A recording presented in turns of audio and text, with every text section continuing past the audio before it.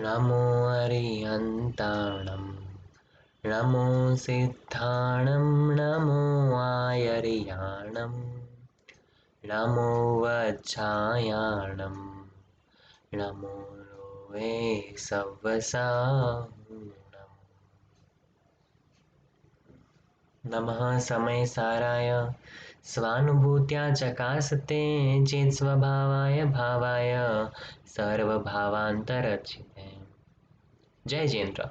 In today's session, we are going to know about Kal Dravya. In previous sessions, we have seen Jeev Dravya, Pudgal Dravya, Dharma Dravya, Adharma Dravya, and Akash Dravya, and saw how the universe works and the arrangement of the universe and how it is situated in the infinite Akash Dravya in the center. Right. So today we are going to see what is Kal Dravya. So Kal Dravya क्या है? तो काल द्रव्य मतलब time, जो समय, जो time जो हम कहते हैं वो एक्चुअली है क्या?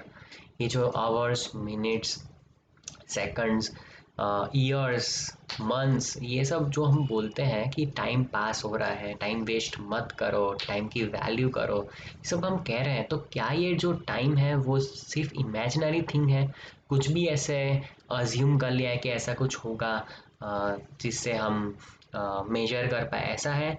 या फिर उसका कुछ फिजिकल सिग्निफिकेंस है? फिजिकल सिग्निफिकेंस मतलब कि जैसे मैं प्रॉपरली एग्जिस्ट कर रहा हूँ, मैं कुछ एक फिजिकल चीज़ हूँ, जैसे कुछ ये क्लोथ है तो इसका कुछ फिजिकल सिग्निफिकेंस है, it is like existing. But imaginary things क्या होगी कि कुछ हमने अज्यूम कर लिया, कुछ हमने अपने ईज़ के लिए उसको मेजर करने के लिए उसको अज्यूम कर लिया, राइट? तो दोज थिंग्स आर इमेजिनरी. तो जो काल द्रव्य जो है, जो टाइम है, क्या वो सच में एग्जिस्ट करता है? That we are going to see in this video, right? तो first let us see the definition of काल द्रव्य. तो उससे भी पहले लेट अस अंडरस्टैंड कि काल द्रव्य जो है, there are two types of काल द्रव्य. द्रव्य तो एक ही है, राइट? बट उसके मेजर टू टाइप्स और टू फॉर्म्स के वे में हम समझते हैं, और at various places we use this notation to understand the काल द्रव्य. तो द फर्स्ट टाइप इज व्यवहार काल and the second type is निश्चय काल. तो व्हाट इज व्यवहार एंड निश्चय? Let us understand that first. व्यवहार इज रिलेटिव एंड निश्चय इज एब्सोल्यूट. तो रिलेटिव का मीनिंग क्या है कि जो डिपेंड कर रहा है कोई सिचुएशन, किसी के जैसे for example if I am saying that I am rich, मैं अमीर हूँ, तो वो मैं किसके रिस्पेक्ट से कर रहा हूँ? मेरे जो ग्रुप है, मेरे जो फ्रेंड्स हैं, उसके रिलेटिव मैं बहुत ही अमीर हूँ. But compare to the billionaires and trillionaires, I am not that wealthy, I am not rich. तो उनके सामने आई एम पुअर, राइट? तो ये रिलेटिव हो गया because it is depending on other thing, right?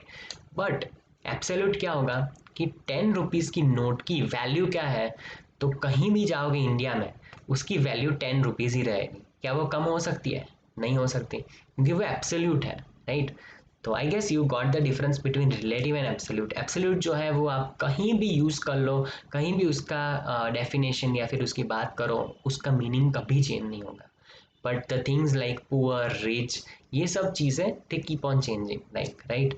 And according to the situations, these things keep on changing, right? So there are two types of time as defined as in Jainism: relative time and absolute time. Relative time है, it is solely for our ease of understanding, our ease of interpretation of the universe, to understand everything that we can grasp. And absolute time is similar to the other द्रव्यस and the definition that we saw कि उनका actually physical significance क्या है. जैसे आकाश द्रव्य है तो हमने देखा वो कैसे एग्जिस्ट कर रहा है पूरे यूनिवर्स में, और यूनिवर्स के बाहर अलोक आकाश है और उसके बीच में यूनिवर्स है. तो ये सब उसका प्रॉपर स्ट्रक्चर, जो एब्सोल्यूट स्ट्रक्चर हमने देखा, राइट? सिमिलरली जीव द्रव्य का, तो जीव द्रव्य कैसा है, उसकी क्या क्या कैरेक्टरिस्टिक्स है, वो सब हमने देखे. सिमिलरली जो फिजिकल एब्सोल्यूट एग्जिस्टेंस का डेफिनेशन जो है वो निश्चय काल के द्वारा हम समझाते हैं. तो द्रव्य तो एक ही है, जस्ट उसको इंटरप्रेट करने के फॉर्म्स अलग है, right? So first let us see व्यवहार काल। तो व्यवहार काल is what we deal with daily, जो हम अभी अपनी लैंग्वेज में जो टाइम कहते हैं, इट इज़ एक्चुअली व्यवहार काल। तो व्यवहार काल क्या है? आवर हो गया, मिनट्स हो गई, सेकंड्स हो गई, days, weeks, months, year, century, millennium, right. ये जो टाइम के ड्यूरेशंस हमने डिफाइन कर रखे हैं for our ease, it is called व्यवहार काल, राइट। क्यों? क्योंकि जो 1 मिनट की सिग्निफिकेंस मेरे माइंड में फिट नहीं होगी कि 1 मिनट कितना होता है, तो इतना टाइम पास हुआ, तो मुझे उसको ग्रास्प करने के लिए these are different units which are specified by us, and it is quite relative, right. अभी for me 1 year might be too long, right. But कोई ऐसा हो सकता है कि जिसके लिए 1 ईयर बहुत ही फास्ट पास हो गया हो, राइट। तो it is like very relative. Let us see very simple example. जैसे कोई चींटी है, राइट, तो उसके लिए 1 ईयर कितना लंबा होगा, राइट, और मेरे लिए 1 ईयर उसके रिस्पेक्ट में बहुत ही कम है, तो ये रिलेटिव हो गया बिकॉज उसका लाइफ स्पान ही बहुत ही छोटा है, तो उसके लिए 1 year might be very long, right. तो ये रिलेटिव है, ये व्यवहार है, व्यवहार पर्सपेक्टिव से वी आर सीइंग, राइट। तो this is very weak definition of व्यवहार काल। तो व्यवहार काल जो है वो we are using in our daily और explanation of various phenomena, right. अभी लेट अस सी निश्चय काल। तो व्हाट इज निश्चय काल? तो this is very interesting part that we need to understand, that निश्चय काल जो है वो अभी भी वो इतनी फिजिकल सिग्निफिकेंस की बात है। इट इज़ टाइम जो है वो एब्स्ट्रैक्ट नहीं है, it is not something that is imaginary, but it is existing as the other dravyas are existing in the universe. That is very amazing thing about Jainism कि when you see the modern science, no one has actually proven or no one knows actually that time is existing or not. Everyone is just confused. But हमारे महान आचार्यों ने ये 6 द्रव्य के बारे में अनेक कर्णानियों के ग्रंथों में इसका इतना डिस्क्रिप्शन दिया है कि इससे हमें बहुत ही क्लियरली पता है कि टाइम क्या चीज़ है, राइट। तो let us see in more depth, right. तो काल द्रव्य जो है वो क्या है? तो now we are going to do its definition, right. तो द द्रव्य which is responsible for the other द्रव्यस in the universe to change, to undergo a change in them, right. तो जैसे a fruit was before green colored and like say mango, वो पहले कच्चा था, right. तो after the time passed we say that time pass हुआ, उसके बाद इट राइप्ड, और we can say that mango now is of yellow colour, और से आम अभी पक गया है, राइट। तो ये जो टाइम पास हुआ, ये जो ड्यूरेशन पास हुआ, उसके बाद ये हुआ, राइट। तो वी कैन सी दैट सभी द्रव्यों में कंटिन्यूअस चेंज आता रहता है, there is continuous change happening, उसका कंटिन्यूअस परिणमन होता रहता है।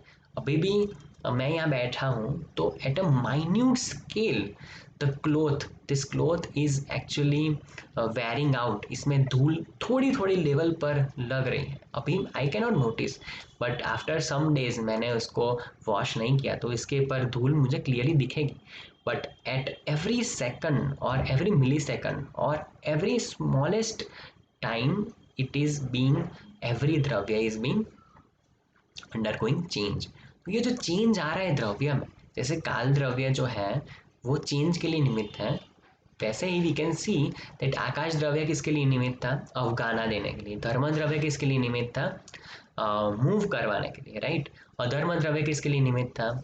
हमें स्टॉप करने के लिए, जीव और पुद्गल द्रव्य को स्टॉप करने में निमित्त था। वैसे ही काल द्रव्य जो है वो परिणमन में निमित्त है, वो जीव, पुद्गल, धर्म, अधर्म, आकाश और काल, ये जो 6 द्रव्य हैं, ये द्रव्य के परिणमन में जो निमित्त है वो काल द्रव्य है, राइट। तो अभी like you can see that काल द्रव्य is properly defined. It is a dravya in the universe which is responsible for parinaman. But the interesting fact is also that it is having no shape. It is amurtik dravya. So it is very difficult to imagine that how can something be of no shape, but it is the reason why we cannot imagine, because we have not seen anything which is amorphic, because we actually cannot see, right. हमने पुद्गल द्रव्य के discussion में ही हमने देखा था कि जो चीज़ हम देख पाएंगे वो पुद्गल ही होंगी। ओनली पुद्गल द्रव्य has the property to be seen. वो उसका स्पर्श रस गंध वर्ण आदि जो प्रॉपर्टीज है उसकी वजह से हम अपनी इंद्रियों के द्वारा देख सकते हैं, राइट।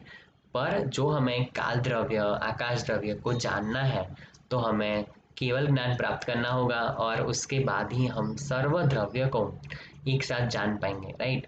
तो this is the physical significance of time.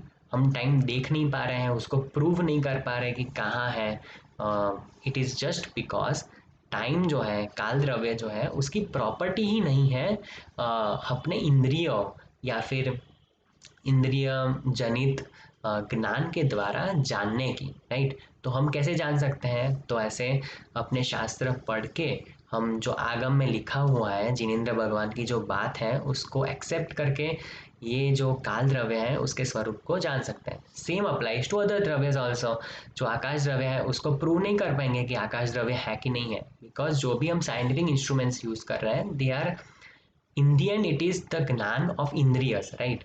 और इंद्रिय से किसका ज्ञान हो सकता है? ओनली एंड ओनली पुद्गल द्रव्य, and that up to a certain limitations, right.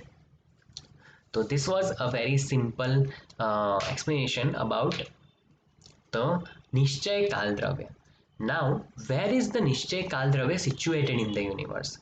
तो let us understand that by a very simple example. That first let us see कि पुद्गल द्रव्य, राइट। तो say example you have a pen. अभी जो pen है उसके पार्ट करते जाओ, cut it into two parts. वो जो छोटा पार्ट बचा उसको दो पार्ट में कट करो। Do it continuously, continuously do it until you reach to a point कि वो पार्ट का दूसरा पार्ट नहीं हो पाए। इन सिंपल वर्ड्स, जो when you are dividing a pudgal dravya, divide it until it cannot be divided further, or the indivisible part of a pudgal dravya is called परमाणु according to Jainism. Jainism में जो परमाणु या फिर ultimate particle जो हम कहते हैं उसे दूसरे पार्ट में नहीं डिवाइड कर सकते। इन सिमिलरली आकाश द्रव्य जो है हमने देखा था लास्ट टाइम, राइट। आकाश द्रव्य जो है उसको भी उसके जो टोटल आकाश द्रव्य इनफाइनाइट, पर उसको उसका भी एक यूनिट होगा, उसका भी एक इनडिविजिबल पॉइंट होगा, तो उसे हम प्रदेश बोलते हैं या फिर स्पेस पॉइंट, राइट। तो जो प्रदेश जो है वो आकाश द्रव्य का सबसे छोटा का छोटा पार्ट हो गया। जैसे पुद्गल द्रव्य का सबसे स्मॉलेस्ट पार्ट क्या है? परमाणु। वैसे ही आकाश द्रव्य का इनडिविजिबल पार्ट क्या हो गया? प्रदेश। सिमिलरली काल द्रव्य जो है उसका भी स्मॉलेस्ट पार्ट होगा, राइट। कुछ ना कुछ तो होना चाहिए। वैसे ही जीव द्रव्य, पुद्गल द्रव्य, दूसरे द्रव्यों का भी स्मॉलेस्ट पार्ट है। सिमिलरली यहाँ पर काल द्रव्य का स्मॉलेस्ट इनडिविजिबल पार्ट क्या है? इट इज कॉल्ड कालाणु, राइट। तो वी कैन सी दैट अपने जैनिज्म में इतना डेप्थ में सभी चीज़ों का एक्सप्लेनेशन दिया है कि वी कैन नॉट इमेजिन कि अपने शास्त्रों में बहुत सारी चीज़ें हैं, और अभी तो इतने शास्त्र हमारे पास अवेलेबल हैं। बहुत सारे शास्त्र तो हमारे पास अभी अवेलेबल भी नहीं है जो बहुत सारे आचार्यों ने लिखे लिखे थे पहले, राइट। तो we can see the greatness of our Jainism scriptures कि जो मॉडर्न साइंस को कॉम्पिटेंट जो नॉलेज है वो हमें इतने सिंपल और आसान लैंग्वेज में हमें मिल जा रहा है, राइट। तो जो कालाणु जो है वो कहाँ पर है? तो जैसे काल द्रव्य जो टोटल है जो यूनिवर्स में, वो कालाणुस के फॉर्म में पूरे यूनिवर्स में है, राइट। उसका इंडिविजुअल पार्ट है, राइट। तो जो हर एक कालाणु जो है वो हर एक प्रदेश, जो आकाश द्रव्य का जो प्रदेश है और ये कालाणु है, तो हर एक कालाणु हर एक प्रदेश के ऊपर स्थित है। जैसे डायमंड्स के फॉर्म में, जैसे देख सकते हैं डायमंड्स के जैसे वो हर एक प्रदेश के ऊपर है, राइट। तो हर एक प्रदेश के ऊपर हर एक एक कालाणु है। तो टोटल जितने भी प्रदेश हैं लोक के अंदर, सभी प्रदेशों के ऊपर एक एक कालाणु है। तो ये अरेंजमेंट हो गया पूरे जो अपना जो काल द्रव्य या फिर टाइम जो हम बोलते हैं उसका अरेंजमेंट यूनिवर्स में कैसे है। तो हर एक प्रदेश जो स्पेस पॉइंट जो है उसके ऊपर एक काल द्रव्य का कालाणु है, राइट। और वी नो दैट अपना जो जीव द्रव्य है that is also overlapping with आकाश द्रव्य एंड द कालाणु, एंड सो दैट जीव द्रव्य के अंदर जो भी चेंजेस आ रहे हैं वो भी उस पर जगह कौन दे रहा है, आकाश द्रव्य दे रहा है, आकाश द्रव्य का प्रदेश, और उसमें चेंज होने में निमित्त कौन हो रहा है, जीव द्रव्य को, तो वो काल द्रव्य का कालाणु, राइट। तो ऐसे बहुत सारे कालाणु ऐसे पूरे यूनिवर्स में स्प्रेड है, राइट, जो हर एक प्रदेश पर है। So this is like we can see that अपना जो काल द्रव्य जो है वो ऐसे अरेंज है। Now we have seen that कालाणु जो है वो निश्चय काल द्रव्य का स्मॉलेस्ट पार्ट है। वैसे ही हमने व्यवहार काल द्रव्य देखा था, मिनट्स, सेकंड, राइट। तो व्यवहार काल द्रव्य का स्मॉलेस्ट पार्ट क्या होगा, तो दैट इज कॉल्ड समय। तो उसका ऐसे देख सकते हैं, 1 मिनट है तो उसके 60th पार्ट को सेकंड कहते हैं। सेकंड का मिली सेकंड होगा, मिली सेकंड का माइक्रो सेकंड होगा, उसका नैनो सेकंड होगा, और वो उसका पार्ट करते जाएंगे तो एक ऐसा पॉइंट आएगा कि उसके बाद उसका कुछ डिवीजन नहीं हो पाएगा वो टाइम ड्यूरेशन का, राइट। तो उसे हम एक समय कहते हैं। और वैसे बहुत सारे छोटे छोटे से लेकर बड़े यूनिट तक अपने चाइनीज में बात आई हुई है।